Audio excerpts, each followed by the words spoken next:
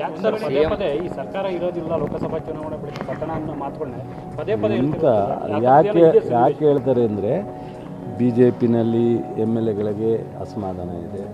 ನೀವು ನೋಡ್ತಾ ಇದ್ದೀರಾ, ಅಶೋಕ್ ಅಪೋಸಿಷನ್ ಲೀಡರ್ ಆದಮೇಲೆ ಮತ್ತು ವಿಜೇಂದ್ರ ಅಧ್ಯಕ್ಷ ಆದಮೇಲೆ ಎಷ್ಟು ಜನ ಅಸಮಾಧಾನ ಮಾತಾಡ್ತಾ ಇದ್ದಾರೆ, ಎಷ್ಟು ಜನ ಅವ್ರ ಬಗ್ಗೆ ವಿಶ್ವಾಸವನ್ನು ವ್ಯಕ್ತಪಡಿಸಿಲ್ಲ. ಅವರೆಲ್ಲ ಪಕ್ಷ ಬಿಡ್ತಾರೋ ಅಥವಾ ಎಲ್ಲ ಪಕ್ಷದಲ್ಲಿ ಆ್ಯಕ್ಟಿವ್ ಆಗಿರಲ್ವೋ ಒಂದು ಕಡೆ, ಜನತಾದಳದಲ್ಲಿ ಬಿ ಜೆ ಪಿ ಜೊತೆ ಅಲಯನ್ಸ್ ಆದ ತಕ್ಷಣವೇ ಭಾಳಷ್ಟು ಜನಕ್ಕೆ ಸಮಾಧಾನ ಇಲ್ಲ. ಇವೆಲ್ಲರನ್ನೂ ಕಟ್ಟಾಕಬೇಕಲ್ಲ ಅವರು. ದಡ್ರ ನೀವು ಹೋಗ್ಬೇಡಿ, ಇಲ್ಲೇ ಇದ್ಬಿಡಿ, ನಾವೇ ಸರ್ಕಾರ ಮಾಡ್ತಿದ್ವಿ. ಹೆಂಗ್ರಿ?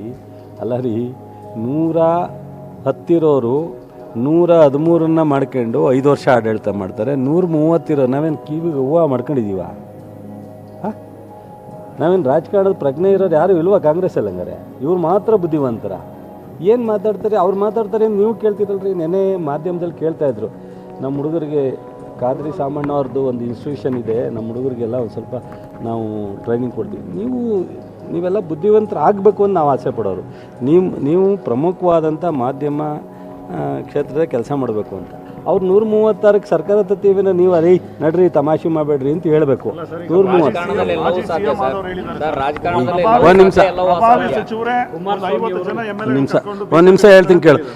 ಅಂದರೆ ಮಾಜಿ ಸಿ ಎಮ್ ಹೇಳಿದ್ದೆಲ್ಲ ಹಂಗೆ ಆಗಬೇಕಾಗಿತ್ತಲ್ಲ. ಮಿಷನ್ 123 ಆಗಲಿಲ್ಲ. ಮಾಜಿ ಸಿ ಎಮ್ ತಾನೇ ಹೇಳಿದ್ದು ಒಂದು ಮಿಷನ್ 123. ಅದಕ್ಕೇನು ಉತ್ತರ ಕೇಳಿದ್ರಿ ಅವ್ರನ್ನ? ಷಡ್ಯಂತ್ರ ನಡೆಯೋದು ಅವರಲ್ಲಿ ಎಲ್ಲರನ್ನೂ ಒಟ್ಟಿಗೆ ಕೂಡಿಕೊಳ್ಳಿಕ್ಕೋಸ್ಕರ ಸರ್ಕಾರ ಇದಾಗುತ್ತೆ, ಬದಲಾವಣೆ ಆಗುತ್ತೆ. ಎಲ್ಲರ ಪ್ರಪಂಚದಲ್ಲಿ ಉಂಟೇನ್ರಿ?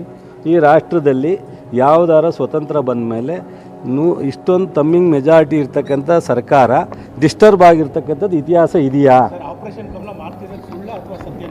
ನೋಡಿರಿ, ಅವ್ರನ್ನ ಏನಾರ ಮಾಡ್ಕೊಳ್ಳಿ ಆಪ್ರೇಷನ್ ಕಮಲ. ನಮ್ಮಲ್ಲಿ ಆಪ್ರೇಷನ್ ಕಮಲಕ್ಕೆ ಒಳಗಾಗೋರು ಯಾರೂ ಇಲ್ಲ.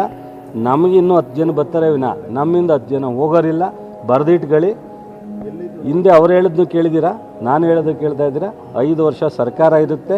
ಒಂದೇ ಒಬ್ಬ ಕಾಂಗ್ರೆಸ್ ಶಾಸಕ ತಿರುಗಿ ಬಿ ಜೆ ಪಿ ಕಡೆ, ಜನತಾದಳ ಕಡೆ ನೋಡಲ್ಲ.